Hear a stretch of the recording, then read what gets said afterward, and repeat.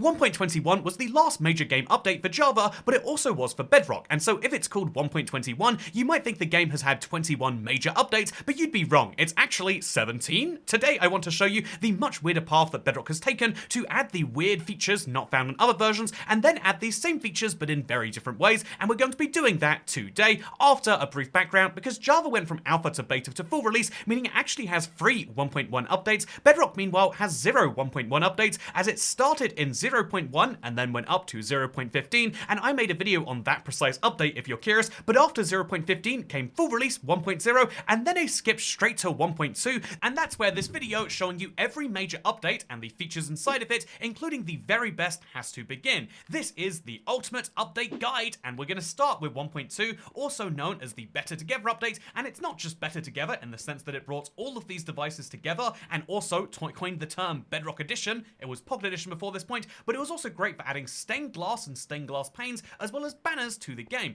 That's right, there was no colored blocks of these variety before this point, which is kind of wild to say. Obviously you can predict that crossplay compatibility would come between the devices, but you might not predict that parrots didn't exist before this point, or music discs. Music discs up until this point had to be downloaded from the marketplace, which I just think is really, really wild, because they wanted to keep the app size down as low as possible for those phones that maybe don't want to have a 200 megabyte app. That is something that has since changed, just like armor stands, which by the way, when they were added to Bedrock, were done in a slightly more unique way. Look, they can hold things in their hands if you want them to. Would you want them to? Well, it depends on the person, but I think this is a really cool feature that was added in a unique way. Same with the marketplace, which allowed many players, especially on consoles, to download world resource packs, mashup packs, and skin packs. However, they had to pay. Similarly, so did server partners in PvP, Lifeboat, and Mineplex if they wanted to be featured inside of the game and be accessible to Xbox users. And then also they added the recipe book and new world options, including the bonus chest, the starting map, and trust players. The starting map used to be a default feature on consoles, and so they added it to Bedrock for parity reasons. They also added, for parity between Bedrock and Java,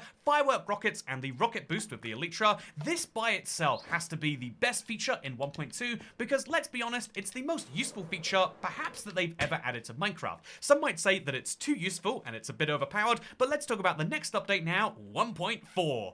Yeah, that really, Minecraft is a little questionable when it comes to their naming.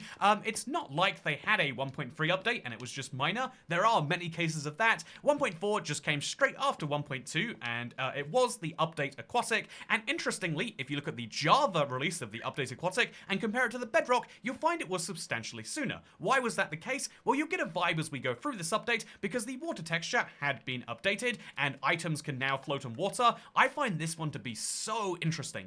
I was so used to the idea that items should drop to the bottom that seeing items float is something that still doesn't register correctly in my brain. Added the fish mob. These were very cool and temporarily had unique spawn eggs on Bedrock. And similarly, we have dolphins and partial blocks being waterlogged. Notably, to me at least, you can waterlog doors, unlike on that, the other, salmon version of the game. Very, very interesting that it would be this way. And one of the big differences for speedrunners and people who just want to not die alike. Anyway, speaking of alike, icebergs and blue ice were added in this update. The iceberg biome is a very, very cool one, and honestly, everyone should know why. Riding boats around this is super cool, but you know what else is fun? If you want to just goof around for a little bit and you have an elytra anyway, try elytra bouncing into the ice. It's so satisfying to see it, bounce like that, but you can also go for a double elytra bounce if you want to, which means you can do something like this, where you activate it and then you fly the other direction, so you can do a little 180 if you want to. It is surprisingly fun little pastime, and if you just want to goof around in creative, I think you might be able to do it with that. However, survival and creative players can enjoy all of the new coral reef blocks. There are a lot of them, and they're probably some of the lesser used blocks in Minecraft, but I think they're pretty cool, despite their weird differences. It also added ocean ruins to the game, buried treasure chests and buried treasure maps, hearts of the sea, shipwrecks, and of course, the kelp. Kelp is still a very cool piece of, cool piece of food is me being too generous. Kelp is a piece of food, technically, and it's a source of fuel, so you can both eat it and you can sustain your life with it. Very underrated. There were wood variants added for buttons, pressure plates, and trapdoors for the first time. Ooh, isn't this interesting? And stripped wood came to the game in this update. It feels like it was Village Pillage to me, but it was in fact 1.4. We also got tridents with all of their enchantments, and this was basically the end of the update. Besides, obviously, we... Also, did I just pick up a structure void? This is obviously one of the most interesting things. We've also got spawn point being able to set during the day, leads being attached to boats. Again, Bedrock exclusive. Very, very, very cool if you ask me, at least at the time it was. And swimming now has an animation, which is why even though all of this other stuff existed in the game, and all of this other stuff is probably cooler when you first find it, I think the most transformational difference, and therefore the best part of the Aquatic update on Bedrock, was swimming. However, because again, you could swim through 1x1 chunks, which made a big difference. However, this update Aquatic on Bedrock was actually a multi-part update, so this is why it came out with Bedrock so much sooner, because 1.5 was the Aquatic update part 2, or the update Aquatic. You know what, they tried one update where they reversed name and then Aquatic, and I know it was a reference to that one movie, but gotta say, trips me up a little bit, almost as much as Tales and Trails. Anyway, realms were made available on Nintendo Switch. The Nautilus shell was added to the game, and you can use this to craft a conduit if you want to. That conduit gives you this really cool power, the conduit power, and the conduit power allows you to breathe underwater, as well as break blocks easier when you're down here, which is really, really handy if you're gonna be down here anyway. It also added the drown to the game, as well as the turtle, who lays eggs on beaches. Still one of the more confusing mechanics. It also added baby turtles, which would create scutes when they grew up. The turtle shells could be crafted into a turtle helmet, or they can be used to make the turtle master potion. And I've got to say, everything in this update leans towards me saying that the conduit should be the best, right? It's the most functional feature, even though the turtle shell is nice, it looks a bit silly. But even though the conduit is the coolest feature, I would say the most transformational might be the drowned. Sure, you don't like that your oceans are filled with them, but they provide a reason to be scared of oceans rather than to see them as free space, and also for all sorts of challenges, having a mob that drops copper is actually surprisingly useful. The super flat survival would not be possible without it, and so I'm going to take a controversial one here and say that that would be the best feature were it not for bubble columns. I think bubble columns are even more functionally better because you can use them to breathe underwater. So magma, if you find it, is a great way to not die. But also you can use it as a great way to launch people up and down, making it the best for many forms of ladder. So 1.6 was an update that came after this. The final part of the update Aquatic, it added the Phantom, as well as the slow falling potions, fun fact, and the barrier block. I would say the best feature, I mean, if it's between a block that you literally can only use in creative with commands, and which very few people do, or it's a mob that people encounter, it's the barrier block, let's be honest. I think the actual best part of this update is going to have to be the slow falling potion. It makes defeating the Ender Dragon a much better experience, and so if you haven't tried it before, so I've still got the parrot from before. How did he follow me underwater? Anyway, if you still haven't tried a slow falling potion for the end, you should. So 1.6 jumps up to 1.8, and in this case, it's not because 1.7 didn't exist, it's because 1.7 had, I think, literally just the scoreboard. This was a weird time for Minecraft Bedrock updates, and kind of was them, if you think about it, this was the original form of a drop, because every single Minecraft Bedrock update would come with a different set of features, and some were just substantially less consequential than others. So pandas would spawn in jungle biomes in 1.8, and stray cats would spawn in villages, which you might spot as some of the beginning features of the 1.14 update for Java, or Village and Pillage. So bamboo and pandas came early to Bedrock because, I mean, technically they've been voted on and technically they were a fun part of this update, but so too did scaffolding, and if you played with experimental, something I enabled in my Let's Play because of this and really regret doing, you could even have a crossbow as well. I really wouldn't recommend turning on experimental gameplay, and that's why they've actually basically removed the toggle now outside of, specific update stuff, because your world is called experimental forever and it has all sorts of weird downsides you wouldn't expect. Speaking of weird downsides, I love scaffolding. It is one of the most useful blocks, and to this day I would say it is perhaps the most consequential part of the entire Village and Pillage update, even if you're talking about versions of the game where Village and Pillage wasn't split into so many parts. But speaking of many parts, 1.9 was Village and Pillage Part 2. They didn't call it that, they called it very much the Slabs and Stairs update, because it did add 2 new flowers, it did add some brand new sign variants, but it also added all of these new stairs, slabs, and walls. I remember this is the most blocks they'd added to a Minecraft update at the time, and it was for a very, very minor update. It was cool being able to put cauldrons, lava in cauldrons, I thought so at least, and also it was cool having new game messages for immediate death and respawn, and although personally, I would say this is the worst feature, I hate immediate respawn so much. It feels wrong to die and then immediately, also wait, I guess the logical thing we should do at this point is die, right?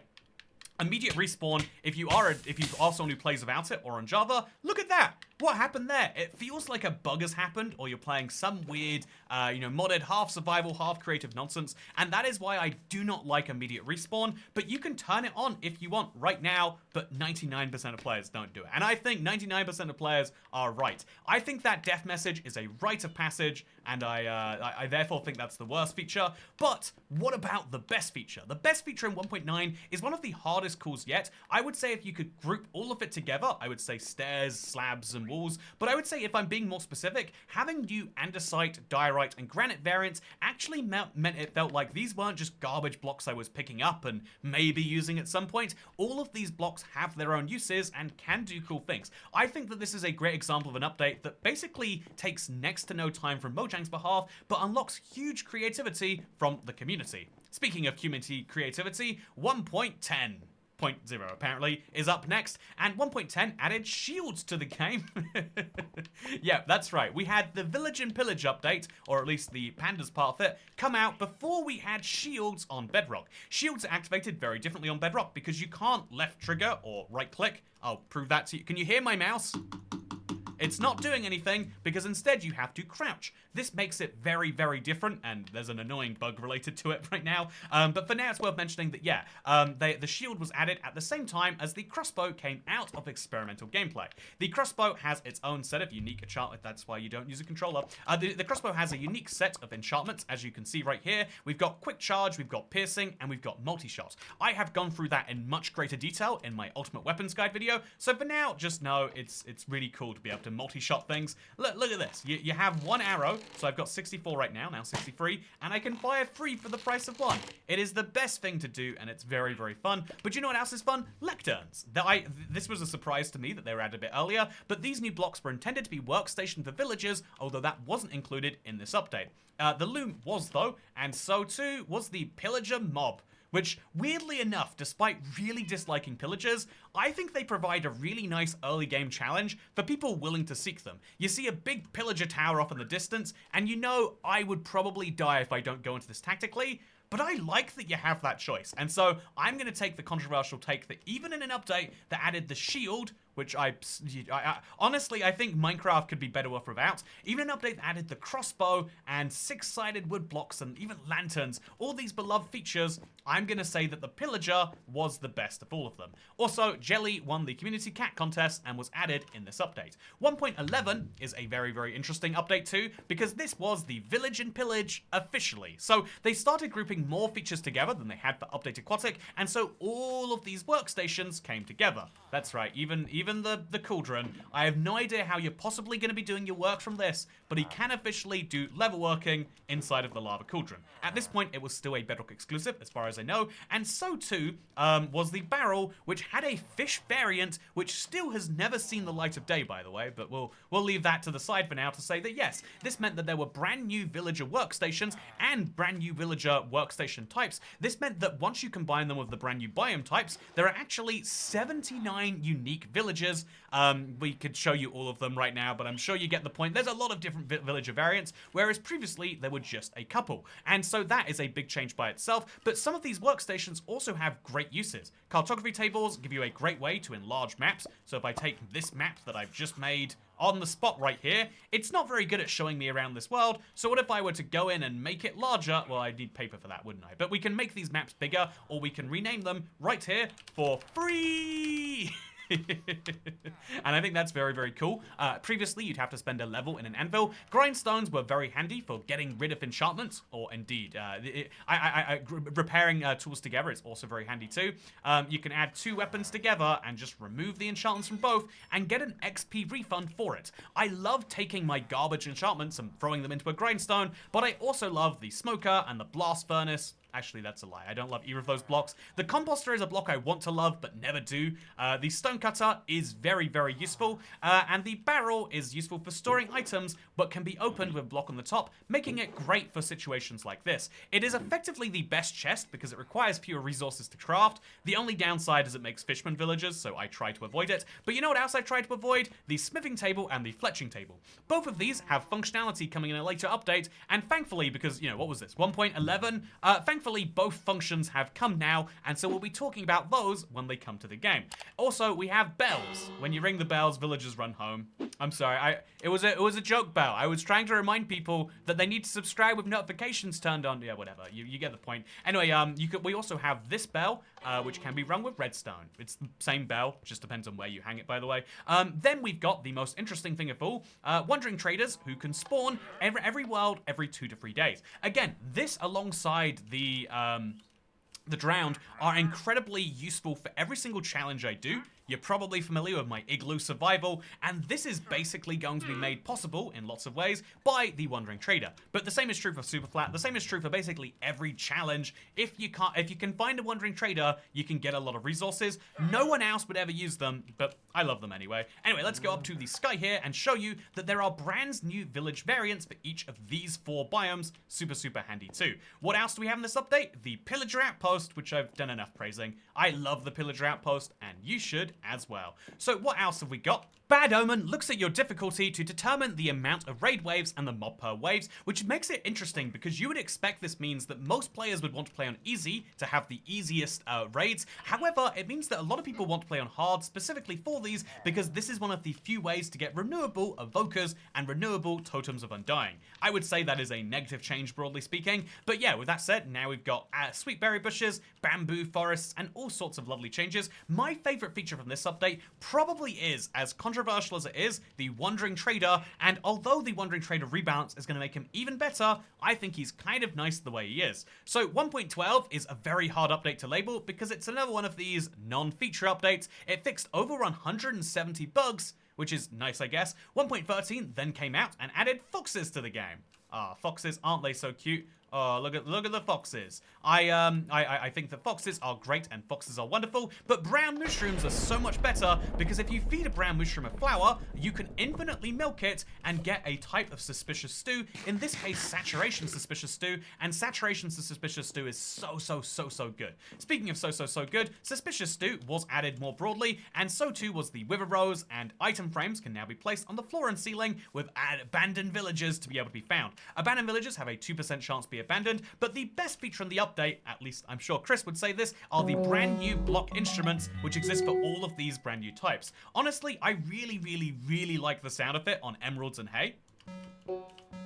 These are so cool. I feel like if I'm making a song, I'm making out of those. And so that might be the best feature, as controversial as it is to say. However, I think that just by a tiny bit, the brown mushroom is going to have to win regardless, because I love that guy. I feel like it's one of the coolest features, and they added it in such a cryptic way and such a jokey way, and I still love it. So next up, we have 1.14, the Buzzy Bees update. At this point, Bedrock has been adding updates so quickly that they almost have lined up with the Java equivalent. Java had this update called 1.15, and so the Buzzy Bees came out at the same time on Bedrock, just with a different name. The best feature in this update is the honey bottle, or perhaps the honey more broadly, which you can use to trap players because you try to jump on it and it just doesn't work. Elytra's kind of messed it up, but yeah, honey is a very cool block. I don't ever go through the effort to craft it personally, so I like the honey bottles because it can cure poison and it's stackable. And honestly, yeah, I mean, honeycomb isn't that great. Beehives aren't that exciting. Bees as a whole are a mechanic that are a bit more of a miss for me, but you know what's not a miss? The update that came after this. So after 1.14, as we all know, comes 1.16, the Nether update. So they skipped over 1.15, ostensibly because they released it internally and there was no point to it, but I think the real reason was so they could line up version numbers between Bedrock and Java, where they've remained synced up ever since. Mostly. We'll talk about that later. They've added the Salt Sand Valleys, the Crimson Forest, the Basalt Delta, and the Crimson Forest. I think that, no, the Warp Forest. Wait a minute, there's not 2 Crimson Forests, but they added these 4 biomes to the game, which were very wonderful, and they added all of these blocks as a part of it. This is one of the blockiest updates ever, and I think the fact that they're all found in a brand new dimension is one of the reasons why this is a fan favorite. Brand new enchantments, brand new mobs. We've got the Piglin, who of course is here alongside the zombified Piglin from before.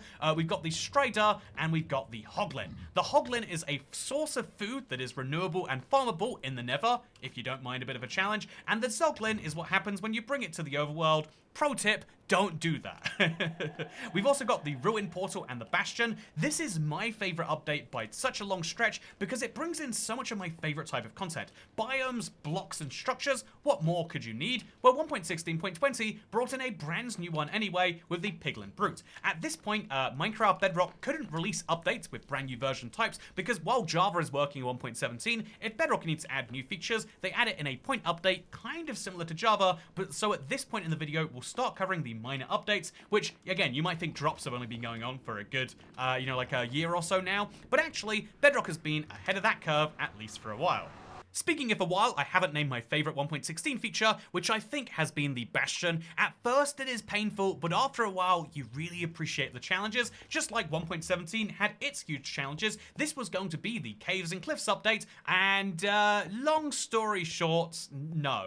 They released the brand new blocks that were going to be part of the Caves and Cliffs update, but without the actual Caves and Cliffs to go with them. So if everything in this update kind of felt a little bit half-baked. As much as you might like the glow squid or the goat or the axolotl, they're all update features that just feel a bit like, but what's the context for them? And so even though I might name my favorite feature as the axolotl, if not the deep slate blocks more generally, or actually, okay, if I really had to pick a block out of all of these in total, I think I would say that it's the copper. I think that copper is such an inspirational idea, and even though it didn't get pulled off, the fact that we all care about copper despite calling it useless is a sign that it's actually pretty darn cool, right? Speaking of pretty darn cool, 1.18 was everything we hoped for. No, wait, Amethyst Geode. Amethyst Geode. I changed my mind. I love the Amethyst Geodes, and they're the exact same thing. They feel like they should be more useful than they are, but the fact that I want to find them anyway is the beauty of it. So 1.18 increased the vertical height limit and the vertical height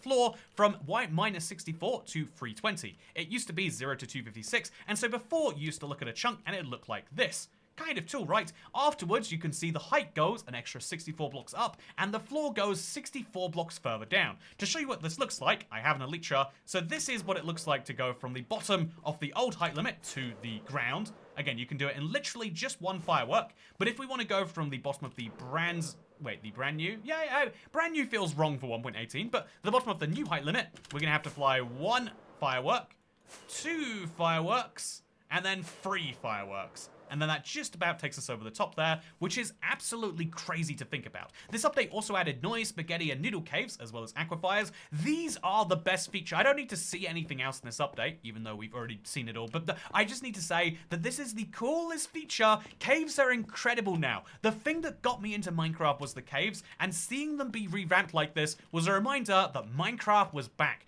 1.18 was so good with its dripstone and its lush caves, and even though there was some remaining issues with it, I think that the fact that they got back to an update for form is what was really great. This is really nice, but also other side, such a good music disc. This is great because they followed it with 1.18.10 with a brand new banner pattern, some texture tweaks, as well as the fact that you could heal an iron golem. Yeah, right? Yeah, you can heal an iron golem, which is really cool, and it will show his degrees of cracking based on when you attack him or don't. Why is he not attacking me? You should attack me. Yeah, come on, defend yourself, man. Speaking of defending yourself, 1.19 is an update that I think I'm going to have to defend because this was the start of Minecraft's current era of updates, and it has a lot of things to be desired. New biomes, new mangrove swamp, and the deep dark being the 2 big ones. So half as many as the Nether update. Pretty cool. A few new blocks, the mangrove wood, the sculk blocks, and indeed all of these items. Frog lights being a notable one. And oh, is that frogs themselves too? Yes, it is. Frogs are a very beloved Minecraft mob, and obviously they need to be born from somewhere, so tadpoles and frog spawns need to exist too. This update also added the ally, and this guy over here, he is my friend, and oh man, every time you invite him to a party, he just gets a bit dark. It's like we don't all need to hear about how we're all gonna die someday. But if we did, I would get my mug from ibxtoycat.store. Really great for Valentine's Day coming up, by the way. Get one for you, get one for your partner. You can drink from the smaller mug, and then you can show your partner just what a great person you are. Also, 1.19.50 came out, adding Spectator, new default skins, and the Vex textures, and then 1.20.0 came out, adding a brand new Cherry Grove biome. This was a biome that had been long excited about in the Minecraft community, and they also added bamboo, including rafts, at the same time. I have also, oh wait, I didn't name a 1.19 feature I like the most. I love ancient cities so much. I felt like at the time they were just wrong. Something was off about them, and I didn't feel like they were challenging enough, but coming back into it, I feel like it's great. If you don't go into it trying to cheese it, or if you do, but not using a very specific method, they are a lot of fun, and ancient cities are great, but you know what else is great? All of these new blocks and items. I don't need to spoil 1.20, you know what's in it, but I do think we need to say that despite having the camel and the sniffer, two very large and very beloved Minecraft mobs, my favorite feature is not the guy whose nose looks like a mouth, it's not the very derpy, weird jumping horse, it's instead the calibrated skulk sensor. Oh, it's such a good block. Don't you love it so much? No, it's the Cherry Grove biome. I like Cherry Groves a lot. I think they really add something to Minecraft, and it will perhaps be the most famous feature of this update going forwards. Whereas, to this day, trail ruins, you know, if you do them in a short amount of time, if you challenge yourself, it's a trail ruin. So the trail ruins, or as you might call them, trail ruins, are really, really cool little structures made with suspicious gravel, and they finally brought archaeology into the game, which I guess is the nice part of this. Brushes and all of the suspicious sand were nice, but not as nice as a Cherry Grove. I think archaeology is a mechanic which is really interesting, but that I'm never excited to do in a brand new world, just like 1.20.10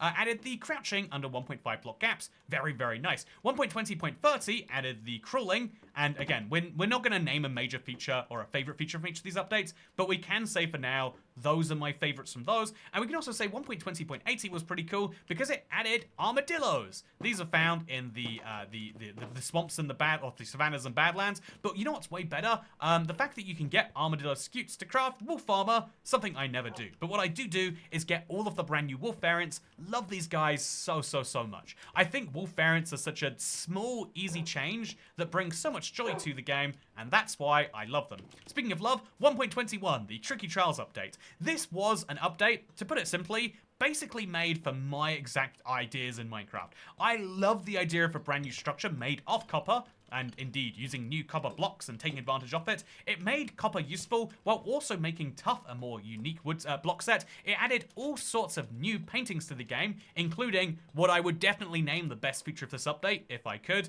This pack.png painting, so nice, but it also added the bogged and the breeze. These are both hostile mobs and was a nice change for Minecraft being like, every feature we ever add should be super friendly and lovable and do nothing. No, the breeze is a challenge, but it gives you a great reward when you kill it. In fact, let's go kill it right now. You know what, Breeze, I'm sorry. I just need to prove, oh no, don't activate the button. Oh no, okay, I've got myself trapped in a loop here. I'm gonna have to just, okay, they're activating the button. Okay, speaking of that, it's also the trial chamber in here. So the trial chamber is the brand new structure filled with pots and copper, and I think if you go specifically looking for one of these, yeah, you might be underwhelmed, but this is going to be the same thing I think as the ancient city, where when you discover this in 5 years time, if you haven't been playing Minecraft or you forget about it, you're going to be mind blown, and the challenge is so perfectly on point. It's really, really nicely made. I love the trial chambers. I think it might be one of the best things they've ever added to Minecraft, but something about the nature of the time means that people aren't as big of a fan of it. So yeah, this is the end of the major updates added to Minecraft Bedrock. And again, it's been interesting how few of them there have been relative to 1.21, but now updates for Bedrock have started getting point versions. So 1.20, 1.40, even though it added hardcore to the game, which I love and has reinvented some of my love for survival, especially in the streaming sense of that word, I haven't shown off the wind charges. This is another fun, just if you're in creative or you've got a lot of blocks in survival, goof off using these, you'll have so much fun with it. Speaking of having fun, these are the bundles. I think that these are really, really, really cool features for the early game grind where you're just putting stuff together, making a brand new long-term world so much better with the bundle. I'm glad they brought it out, and I think the dying was a very nice touch. You know what else I think is a nice touch? Let's bounce over to 1.20. Wait. One sec, sorry, just one second. Little bit of an issue here. Easy to fix, I'm sure, though. So just gonna take this, I guess, and then we're gonna throw this over here. Yeah, this 1.21.50 is the update that added the Garden Awakens and all of its brand new pale garden blocks. I think this is really cool for a drop and is a great sign of what Minecraft might be adding going forwards. It has messed up the Java Bedrock numbering system to some great degree, I would say, but it has also been a really interesting update, and to people, what I would say to people who don't like it is like, I think this is a really cool block set that for years to come, you'll love in creative, and in survival, you're going to think to yourself, yeah, I'll go out and get it then. And that is what I love that Minecraft is adding. These little challenges here or there that you don't want to go for immediately, that aren't even that common, but that really add to longevity of the game. Speaking of adding longevity, this is the end. I hope that you have all enjoyed this video. If you have, don't forget to like it. This has been a very, very, very deep dive into every update, but I hope that you've enjoyed learning about my favorite feature from each of the major ones. It feels so wrong to look at this update and not be able to say what's my favorite feature, but it's not a major update. Technically speaking, I'm sure Minecraft will work out their naming system at some point this year, but for now, just know that there's lots to look forward to, and I know that I am precisely. Anyway, thank you and goodbye.